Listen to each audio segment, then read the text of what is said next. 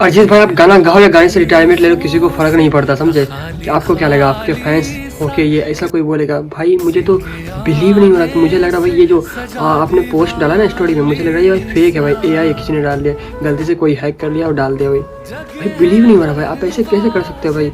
आपके कितने चाहने वाले यार, आपने म्यूजिक इंडस्ट्री छोड़ दिया, आई मीन सिंगिंग करना। आई कांट बिलीव यार। कोई ना, आज इसी यादों में हम लोग अपने अरिजीत पाजी के कुछ 5 ऐसे सॉन्ग सुनेंगे जो बहुत ही ज़्यादा मोस्ट वायरल है। ऐसे तो सारे सॉन्ग उनके हिट है, सुपर हिट है, लेकिन कोई ना, एक एक करके सुनते हैं। वीडियो को लाइक कर दें एंड आपका क्या कहना है कमेंट बॉक्स में ज़रूर बताएं। गहरी सी रात में सोया ना था मैं, तेरी मुस्कुराहट है ताकत मेरी, जानसार है जानसार, चेहरा क्यों मिलता तेरा, रंग थे